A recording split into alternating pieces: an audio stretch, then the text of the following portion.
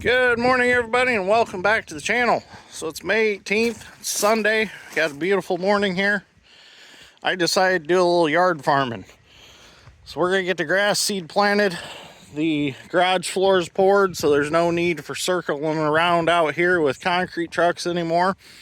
So I can go ahead and get this grass seed going and get it planted.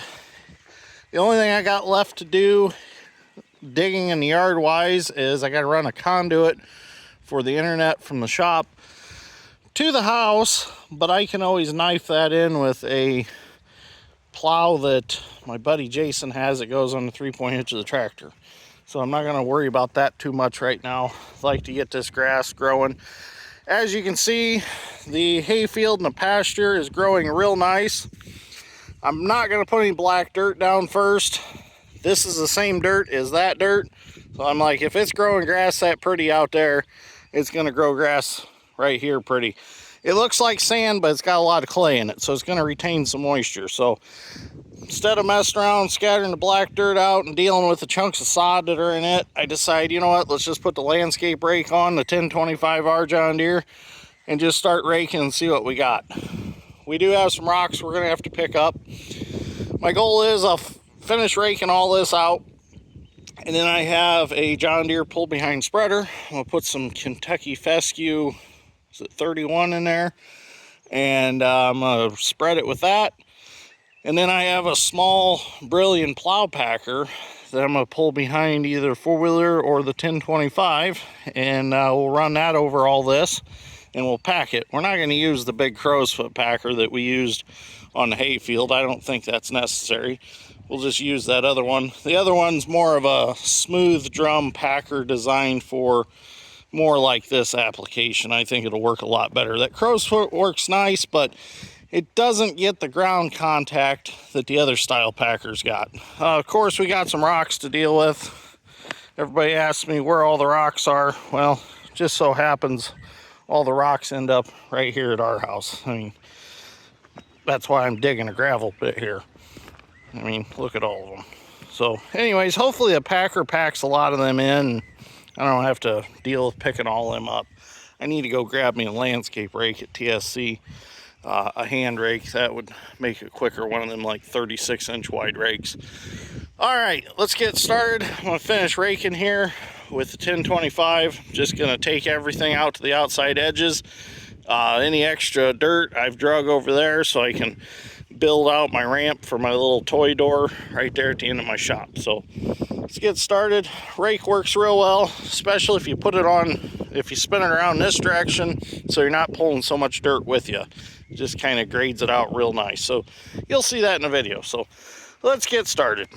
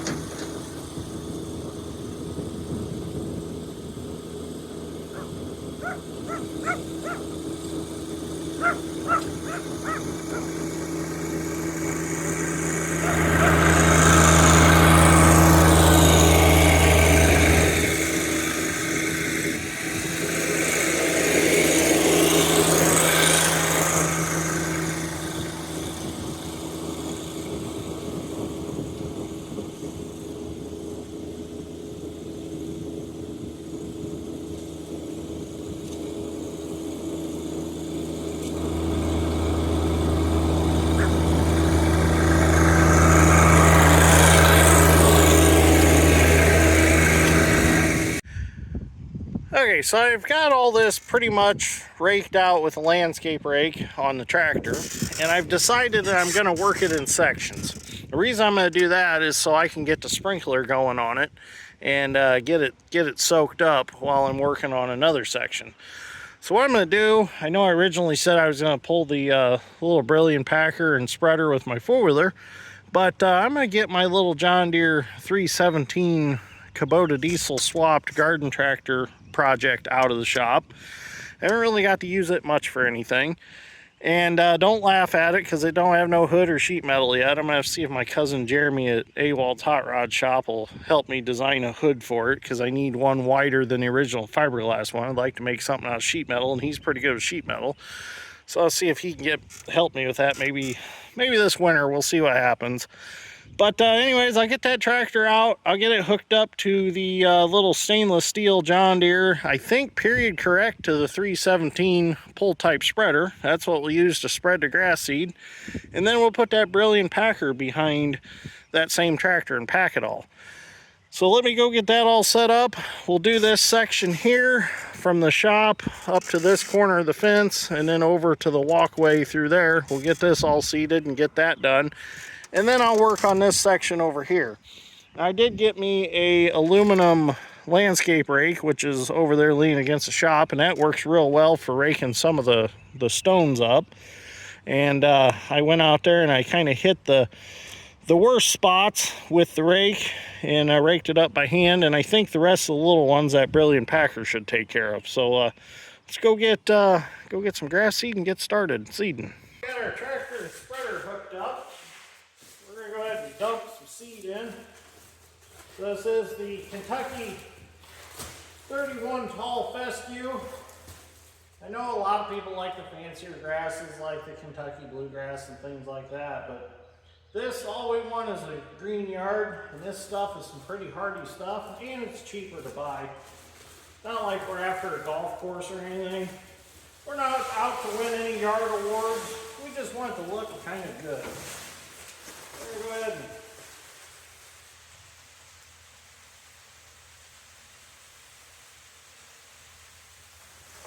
get some dump in here.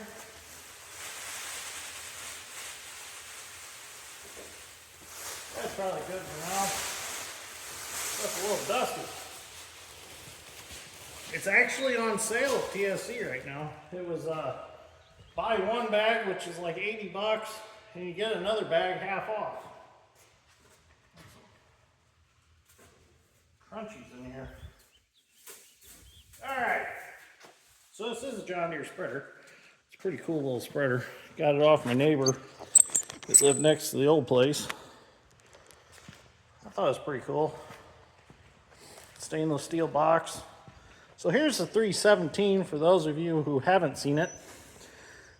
Back when Dad's Strength was still working with us, it was a little project that him and I started. We took the front half of a Kubota lawnmower, and we took the back half of a John Deere 317, and we cut and spliced them together. Right there. So the front half is Kubota steering and axle and frame and engine, and then the back half is still the 317, and we also made a custom shaft to make it all work. It's a work in progress, has been for a couple of years. Need to get it finished up. Need to get some sheet metal for it. I was also trying to make a command arm like the big tractors. I don't know how well that's gonna turn out, but eventually I'd like to put the hydrostat up here so I can just move it back and forth like the gear shift in the big tractors. Thought it'd be kind of cool, something different. And I'd like to try to put some electric solenoid valves and have little remote switches here.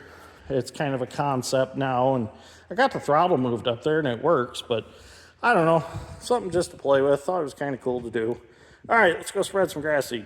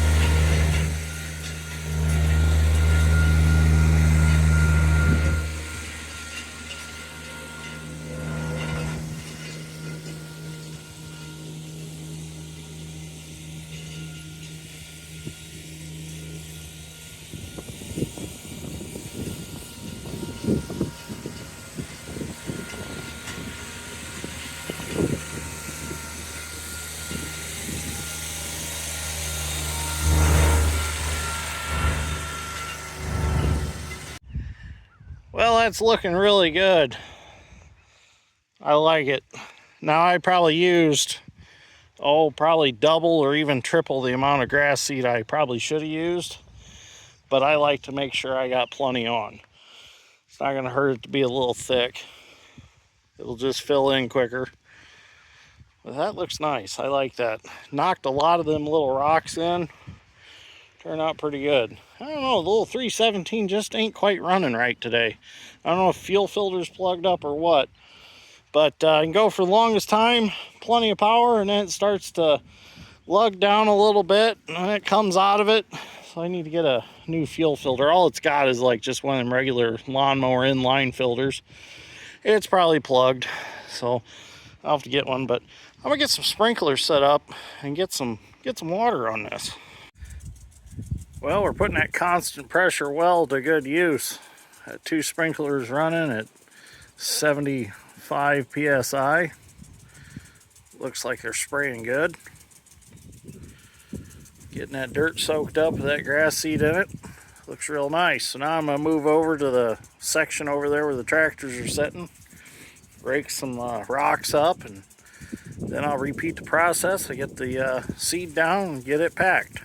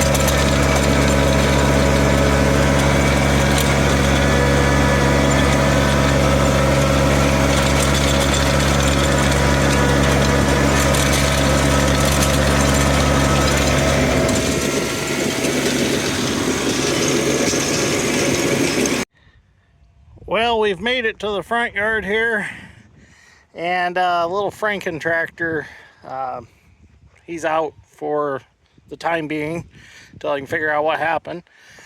I think fuel pump in him died or something. I don't know what's going on, but I took him to the shop. He quit running, took him to the shop, and pulled fuel line off, and it barely drizzles.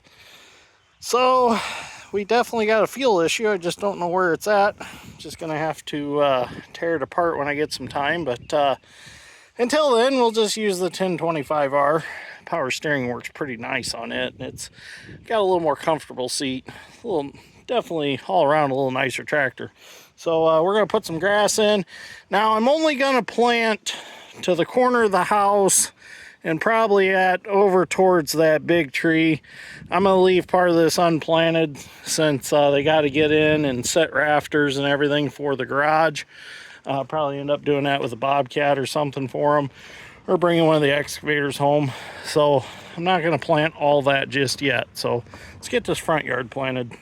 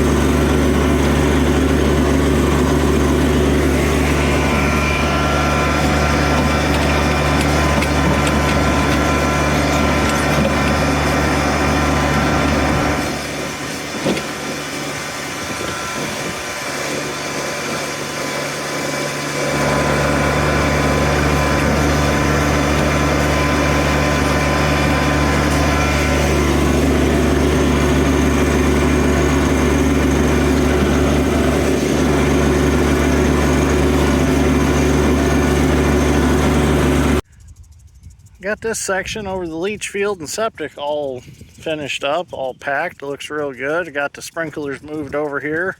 Got that side soaked up pretty good. Be nice to get some natural rain. I threw that grass seed down maybe 2 weeks ago, a week and a half ago, and it is yet to sprout because it's just been so dry. There's just no moisture on top of the ground. I got soybeans up out here though. This is the first field I planted, and they're up about, inch and a half or so. They look pretty good. So it'd be nice to get some natural rain though. Give that hay over there a drink, and my oats that I planted a drink. There is moisture in the ground below the dust, but we're getting dry. It'd be nice to just get a little bit of rain. We've been promised so much rain and it just hasn't come. It keeps blowing either way of us and we just haven't been getting it for some reason. Got the dust storm a couple days ago from Illinois, but thought we were going to get some rain out of that, but nothing came with that. All right, I'm going to pack the front yard and then run the TSC and grab another 100-foot garden hose. I run everything off my shop hydrant because the spigots on the house, they all run through the water softener, and I really don't want to burn up the salt water in the yard. So I've been running it off the shop.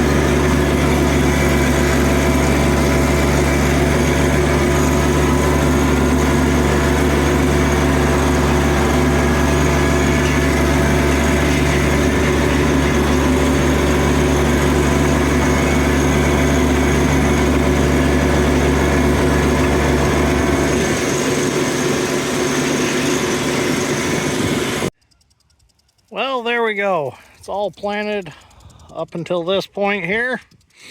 So once the garage is finished up, I'll go ahead and plant all this and get the driveway to the garage all figured out, because a lot of this is going to be driveway. So a lot of it don't really even need planted grass, just this kind of triangle right here, and then that kind of triangle over there where the lumber's setting. So really I don't have much grass left to plant after this. So got 4 sprinklers running off of the well, and this is pretty impressive. I'm really impressed with it. They're all 4 spraying as far as the paperwork says they should spray. In fact, this one's just a cheap plastic one, and it's outdoing the 3 aluminum ones that I picked up from TSC today. I'm pretty impressed with this one. I'll have to get some more of those. A little harder to shove in the ground because it's got a plastic base, but it puts out the water, that's for sure. So, all right, I'm gonna head in the house and get some dinner. We got some Italian beef fresh from the farm, and that's what's for dinner tonight. So thank you for watching. I greatly appreciate it. If you want to subscribe, go ahead and subscribe. If you want to like, go ahead and like. If you don't want to, well, that's fine anyways. Thanks for watching anyways. And thank you for the returning viewers. I appreciate you all coming back to watch. I know this was a little off topic. I guess we're still doing a little farming. We're still planting, but we're farming in the yard today. So thank you for watching. We'll see you all in the next one. Have a good evening or a good morning, all depending on where you're at.